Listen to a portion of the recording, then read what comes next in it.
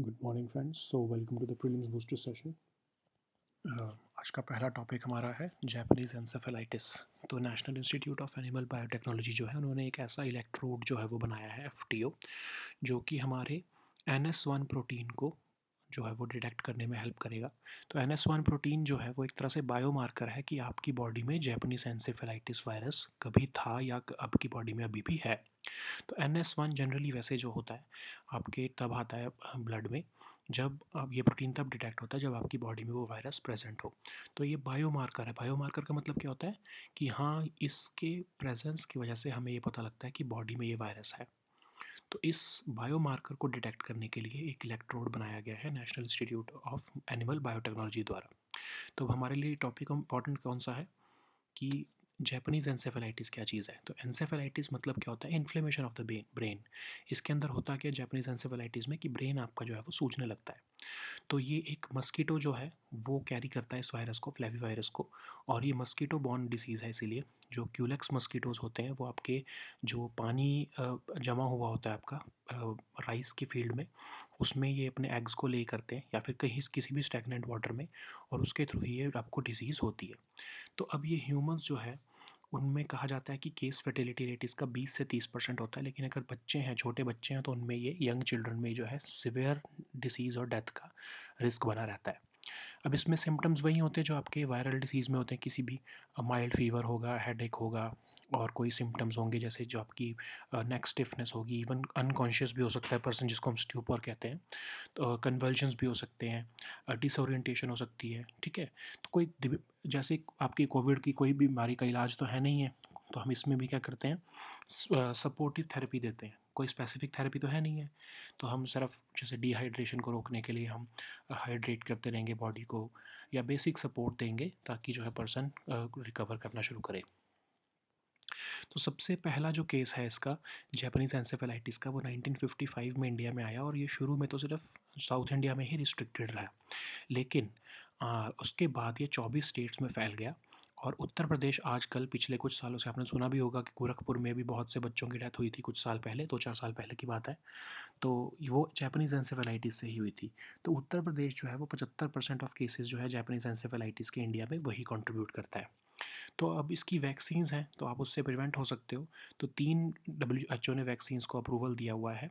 उसमें से एक वैक्सीन जो है वो इंडिया में भी है, जनवैक उसने भारत बायोटेक ने ही बनाई है, जिन्होंने हमारी कोवैक्सीन बनाई है। ठीक है, तो जब इसका ट्रायल चल रहे थे, तो एक फन फैक्ट है आपके लिए, इंपॉर्टेंट तो नहीं है बट आपको ऐसे ही बता देता हूँ। जब इसके ट्रायल चल रहे थे तो शुरू में तो प्लान किया गया था कि 2 डोज की वैक्सीन होगी, लेकिन जब देखा गया लॉन्ग टर्म स्टडी में, तो सिर्फ एक डोज़ ही जो है वो 98% से ज़्यादा एफिकेसी दिखा रही थी।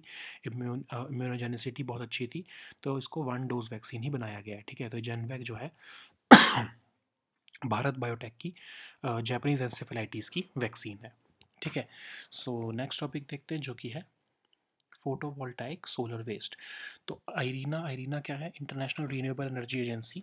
इन्होंने एक एस्टिमेट लगाया है कि 2050 तक ग्लोबल फोटोवोल्टाइक वेस्ट जो है वो 78 मिलियन टन्स हो जाएगा, और इंडिया उनमें से one of the top 5 generators होगा। तो अब इशू हमारे लिए क्या है कि हमारे पास अभी तक कोई पॉलिसी नहीं है कि हम कैसे सोलर वेस्ट को मैनेज करेंगे। हम अभी तक सोलर वेस्ट को इलेक्ट्रॉनिक वेस्ट ही मानते आए हैं। तो इसीलिए minister of new and renewable energy ने जो है पार्लियामेंट में बोला है कि हमने एक कमेटी बनाई है जो कि हमें एक्शन प्लान बता कर देगी कि कैसे हम सर्कुलर इकोनॉमी बना सकते हैं सोलर पैनल की। सर्कुलर इकोनॉमी में क्या होता है, रीयूज़ रिसाइकल, उस प्रोडक्ट का किस तरह से हम रीयूज़ कर सकते हैं, किस तरह से उसको रिसाइकिल कर सकते हैं ताकि हम वेस्ट जनरेट ना करें।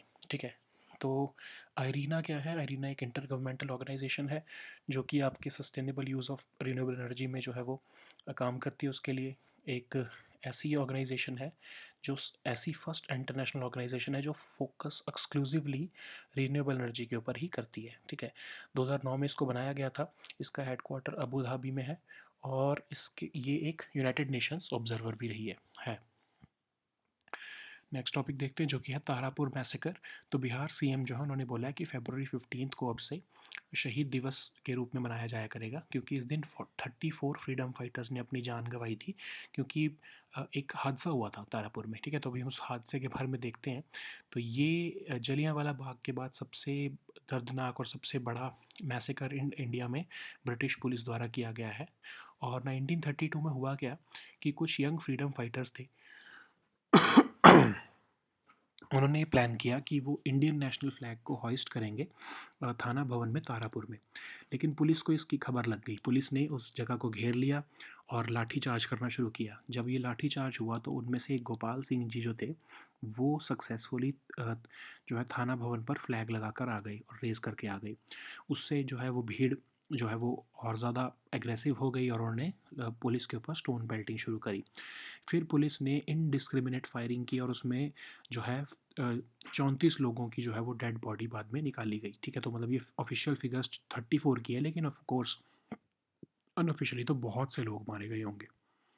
तो नेक्स्ट टॉपिक हमारा है फॉकलैंड आइलैंड्स। तो फॉकलैंड आइलैंड जो है वो डिस्प्यूट एक बार दोबारा न्यूज़ में आ गया है, हमने इसके बारे में पहले भी पढ़ा है। तो ये डिस्प्यूट आपका यूके और अर्जेंटीना के बीच में है। अब इसमें हुआ क्या है कि जो अभी मैप से देखते हैं तो ये अर्जेंटीना है, ये है फाकलैंड आइलैंड। तो अर्जेंटीना ये फाकलैंड आइलैंड जो है ब्रिटेन ने इसको ऑक्यूपाई किया है और ब्रिटिश ने इसको अपना नाम दिया है फाकलैंड आइलैंड। अर्जेंटीना लेकिन कहता है नहीं, ये फाकलैंड आइलैंड नहीं है, ये इस्लास मालवीनास है और ये अर्जेंटीना की टेरिटरी है।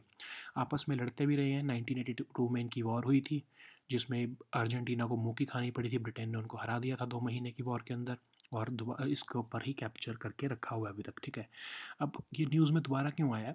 क्योंकि चाइनीज़ प्रेसिडेंट ने बोला है कि अर्जेंटीना की जो डिमांड है वो बिल्कुल वैलिड है और वो चाइनीज़ गवर्नमेंट उसका सपोर्ट करती है। अर्जेंटीना का जो इस्लास मालवीना आइलैंड है वो ब्रिटेन के नहीं अर्जेंटीना के हैं। ठीक है, तो उन्होंने इवन जो है सोवरेनिटी की जब बात की है कि अर्जेंटीना की, तो उन्होंने इसको फाकलैंड आइलैंड भी नहीं बोला, उसको उन्होंने मालवीनाज आइलैंड बोला जो कि अर्जेंटीना का नाम है। ठीक है, अब हुआ क्या था कि अर्जेंटीना ये कहता है कि 1833 में हमसे ज़बरदस्ती कब्ज़ा किया ब्रिटेन ने और ये ब्रिटिश कॉलोनी बना ली गई। और 1982 में एक वन वॉर भी हुई थी अभी रिसेंटली जिसमें ऑफ कोर्स यूके जीत गया। तो ये है क्या डिस्प्यूट, इसके बारे में थोड़ा सा देखते हैं। तो 1700 से पहले तो ये अनइनहेबिटेड था, यहाँ कोई नहीं रहता था। लेकिन फ्रांस यहाँ पर आकर उन्होंने कॉलोनी बना ली। उससे अगले दिन उसके अगले साल ही जो है ब्रिटेन यहाँ पर आया और ब्रिटेन ने अपने इस आइलैंड को क्लेम किया और डिस्प्यूट यहीं से शुरू हो गया।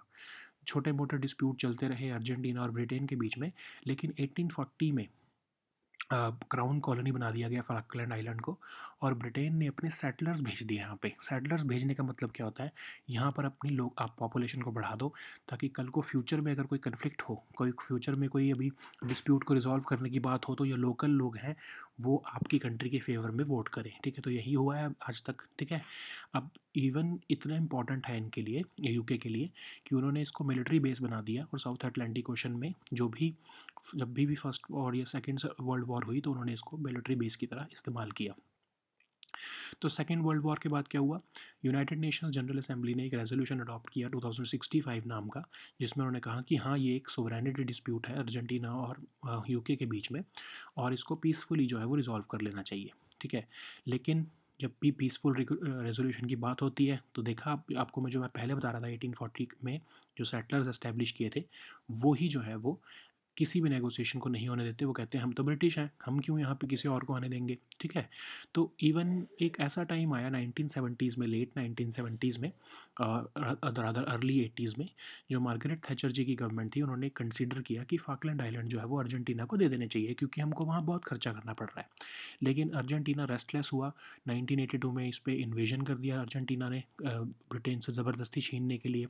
लेकिन फिर ब्रिटेन जो है ड्रैग हो गया इस वॉर में और ब्रिटेन ने जो है अर्जेंटीना को हरा दिया। ठीक है, तो तब से जो है ब्रिटेन इसके ऊपर कब्जा करके बैठा है, बहुत टाइम हो गया है। ये जैसे आपको पता होगा कि ब्रिटेन ने जैसे फाकलैंड आइलैंड्स के ऊपर कब्जा किया है वैसे हमारी इंडियन ओशन रीजन में डिगो गार्शिया भी है। ठीक है, तो डिगो गार्शिया को आप मैप में ढूंढो खुद। डिगो गार्शिया के ऊपर भी जो कब्जा किया हुआ और मॉरिशस के साथ डिस्प्यूट है, मॉरिशस का वो की जो वो टेरिटरी है, लेकिन ब्रिटेन उसको कैप्चर करके बैठा है। तो नेक्स्ट टॉपिक हमारा है बिल्डिंग सेफ्टी स्टैंडर्ड्स। तो 2 लोगों की भी जो है वो जान चली गई है, बहुत से लोग इंजर भी हुए हैं। जो गुड़गांव में एक बिल्डिंग कोलैप्स हुई है, तो इससे जो हमारे बिल्डिंग सेफ्टी स्टैंडर्ड्स वो न्यूज़ में आ गए हैं।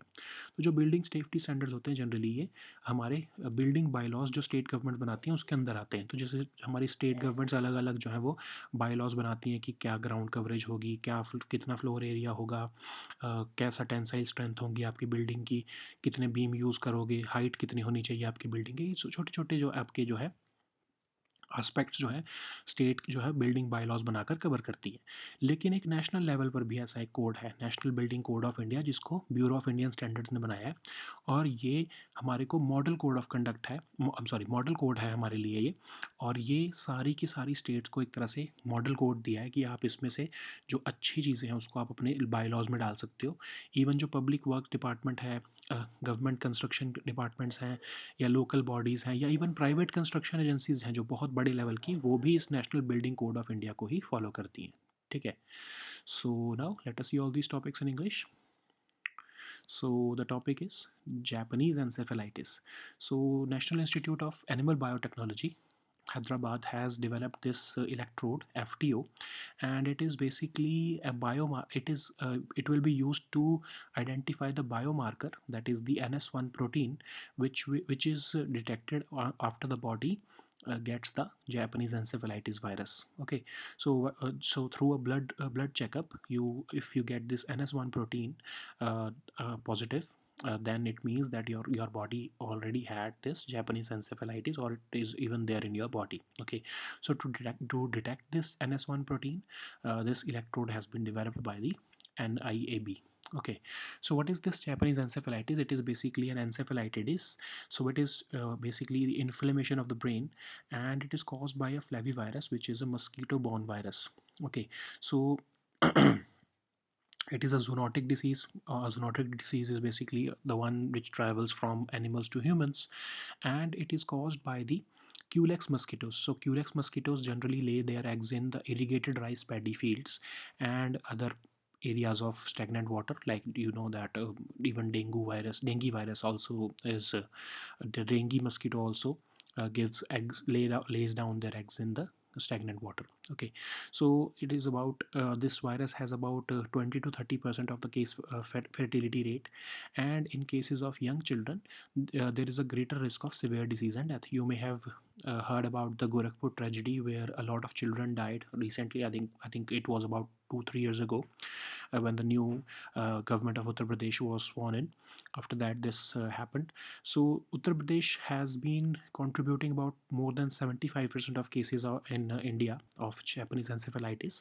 So first of all, it was reported in India in 1955, but it was initially restricted to South India only.